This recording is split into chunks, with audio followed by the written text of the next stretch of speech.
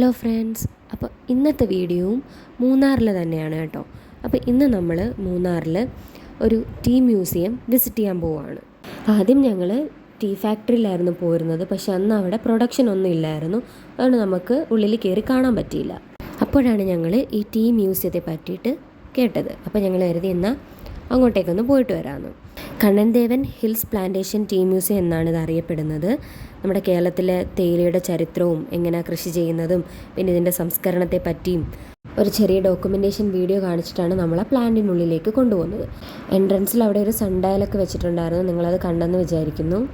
പിന്നെ ഇവിടെ entry fees ഉണ്ട്, അത് ഞാൻ ഓൾറെഡി വീഡിയോയിൽ കാണിച്ചിട്ടുണ്ട് കേട്ടോ. നമുക്കിതൊക്കെ എക്സ്പ്ലെയിൻ ചെയ്യാൻ വേണ്ടിയിട്ട് അവിടെ ഒരു സ്റ്റാഫ് ഉണ്ടായിരുന്നു. അപ്പം പുള്ളിക്കാരനാണ് ഇതെല്ലാം പറഞ്ഞു തരുന്നത്. അപ്പോൾ ആദ്യം തന്നെ അവിടുത്തുള്ള മെഷീൻസൊക്കെ നമുക്ക് കാണിച്ചു തന്നു. ഇതാണ് ഓർത്തഡോക്സ് ടീ റോളർ മെഷീൻ. അപ്പോൾ നമ്മൾ പറിച്ചുകൊണ്ട് വരുന്ന ടീ ലീവ്സ് കൊണ്ടുവന്ന് ഇതിലിട്ടിട്ട് ഇത് ടീ ലീവ്സിനെ ബ്രേക്ക് ചെയ്യും.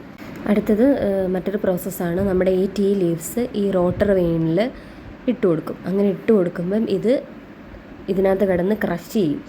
ക്രഷിങ്ങും ടിയറിങ്ങും, അതായത് നമ്മുടെ പൊടിയാക്കത്തില്ലേ, പൊടിച്ച് കീറി പിന്നെ അതിനൊന്ന് കേൾ ചെയ്ത് നമ്മുടെ ചായയുടെ ഫൈനൽ സ്റ്റേജിലേക്ക് ആക്കുന്ന രീതിയിലോട്ടാക്കും. അപ്പോൾ ഈ റോട്ടർ വെയിനിൽ നിന്ന് ഈ ഓരോരോ കമ്പാർട്ട്മെൻറ്റിലൂടെ കയറി ഓരോ തവണയും കട്ട് ചെയ്താണ് ഡിഫറെൻറ്റ് ഷേപ്പിലോട്ട് മാറ്റുന്നത്. അപ്പം ഇവിടെ എഴുതിയിട്ടുണ്ട് CTC first cut, second cut, third cut, അങ്ങനെ എഴുതിയിട്ടുണ്ട്.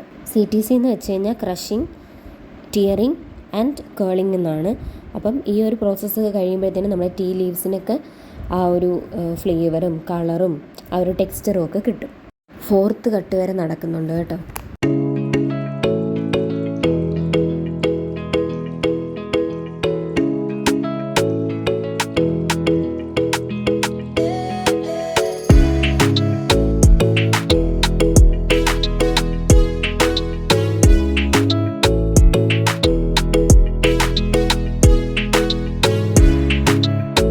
ഫോർത്ത് കട്ട് കഴിയുമ്പം ഫൈനലി കിട്ടുന്ന സ്റ്റേജാണ് ഈ കാണിക്കുന്നത്. അടുത്തത് ഫെർമെൻറ്റിങ് പ്രോസസ്സാണ് കേട്ടോ. ഫെർമെൻറ്റിങ് പ്രോസസ്സിൻ്റെ ടൈം എന്ന് പറയുന്നത് ഏകദേശം 60 to 90 മിനിറ്റ്സ് ആണ്. ഫെർമെൻറ്റേഷൻ എന്താണെന്ന് വെച്ച് കഴിഞ്ഞാൽ ഒരു എൻസൈംസിൻ്റെ ഒക്കെ ഒരു ഓക്സിഡേഷൻ പ്രോസസ്സാണ്. അപ്പോൾ ഈ ഒരു പ്രോസസ്സ് ചെയ്യുന്നതുകൊണ്ടാണ് നമ്മുടെ ടീ ലീവ്സ് ഡ്രൈ ആയിട്ടിരിക്കുന്നത്. ഈ പ്രോസസ്സൊക്കെ കഴിയുമ്പോൾ ആ മേളത്തെ പൈപ്പ് വഴി നമ്മുടെ ഫൈനൽ പ്രോഡക്റ്റ് അപ്പുറത്തൊരു സ്ഥലത്ത് വരും. അതാണ് ഈ നമ്മളിപ്പോൾ കണ്ടുകൊണ്ടിരിക്കുന്നത്. ഇവിടെ വന്നിട്ട് ഇത് അവർ കളക്ട് ചെയ്തതിന് ശേഷം ഈ ഒരു അരിപ്പയിലിട്ടിട്ടാണ് അവർ ഓരോരോ സൈസുള്ളത്, ഈ പല പല സൈസിലുള്ള അരിപ്പയായിരിക്കുന്നത്. അപ്പം ഓരോ സൈസിലുള്ളത് ഓരോരോ ബക്കറ്റിൽ അവർ സ്റ്റോർ ചെയ്തെടുക്കും. ഇത് ടീ ഡ്രയർ മെഷീനാണ്. അതായത് നമ്മുടെ മേളത്തെ ചായപ്പൊടിയിൽ എന്തെങ്കിലും ഈർപ്പം ഉണ്ടെങ്കിൽ അതിവിടെ വന്ന് ഡ്രൈ ആയിട്ടായിരിക്കും ഫൈനലി നമ്മൾ കളക്ട് ചെയ്യുന്നത്.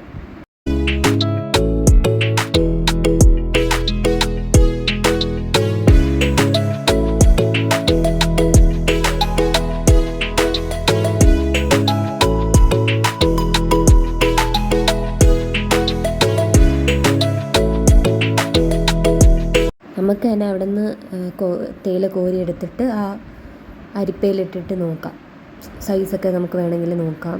അപ്പോൾ അതിനകത്തൊരു വൈബ്രേറ്റർ കൊടുത്തിട്ടുണ്ട്, അതുകൊണ്ടാണ് ഇങ്ങനെ വൈബ്രേറ്റ് ചെയ്ത് അരിച്ചരിച്ച് വരുന്നത്.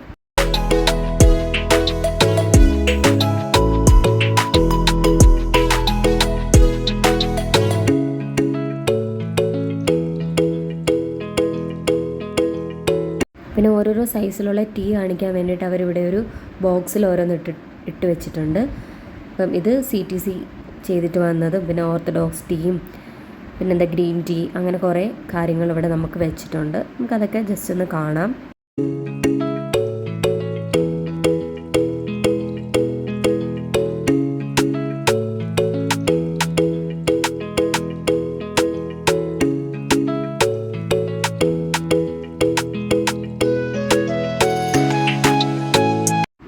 ഇത് ആ ഒരു ബിൽഡിങ്ങിൻ്റെ ടോപ്പ് പോർഷനാണ്. അവിടെ കുറച്ച് ഹിസ്റ്ററിയും കാര്യങ്ങളൊക്കെ എഴുതി വെച്ചിട്ടുണ്ട്. അവിടെയും കുറച്ച് മെഷീൻസൊക്കെ വെച്ചിട്ടുണ്ട്.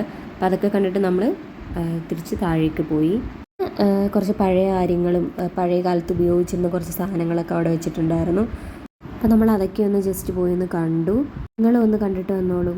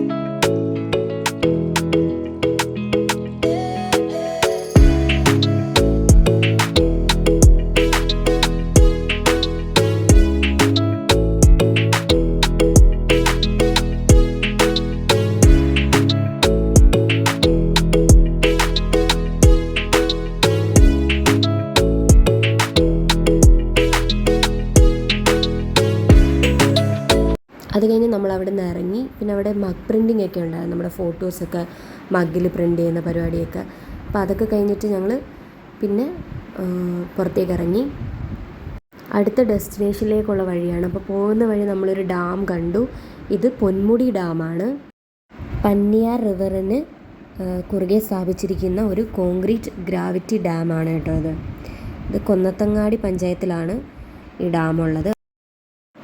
ഇതിനോട് ചേർന്ന് തന്നെയാണ് Panniyar hydro electric power plant ഉള്ളത്. അപ്പോൾ അത് നമ്മൾ കണ്ടു.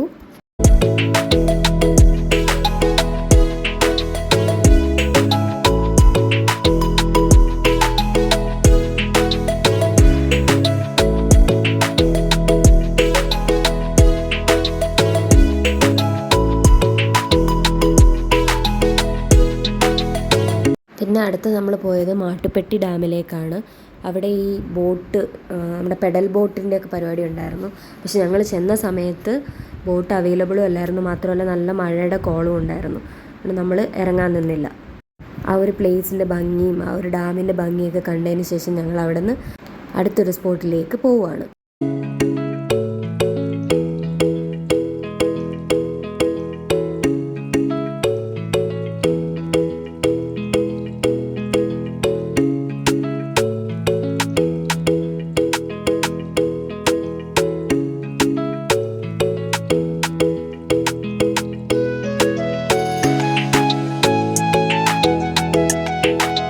അടുത്ത സ്പോട്ടിലേക്കുള്ള വഴി ഭയങ്കര സീനായിരുന്നു കേട്ടോ. ഭയങ്കര മഴ, നമുക്കെങ്ങും ഇറങ്ങാൻ പറ്റാത്തൊരവസ്ഥയായിരുന്നു. അപ്പോൾ ഞങ്ങൾ പകുതി ദൂരം വരെ പോയിട്ട് തിരിച്ച് ഞങ്ങളുടെ റിസോർട്ടിലേക്ക് തന്നെ പോകാൻ ഞങ്ങൾ തീരുമാനിച്ചു. അപ്പോൾ ഇന്നത്തെ വിശേഷം ഇവിടെ അവസാനിക്കുന്നു. എല്ലാവർക്കും വീഡിയോ ഇഷ്ടപ്പെട്ടെന്ന് കരുതുന്നു. അപ്പോൾ ഇന്നത്തെ വീഡിയോ കുറച്ച് ഹിസ്റ്ററിയൊക്കെ ആയിട്ട് ബോറായെന്ന് തോന്നുന്നു. എന്നാലും ഇതൊക്കെ അറിയണ്ടല്ലേ, അറിയാത്തവർക്ക് വേണ്ടിയിട്ടാണ് ഞാൻ ഈ കാര്യങ്ങളൊക്കെ വീണ്ടും പറഞ്ഞത്.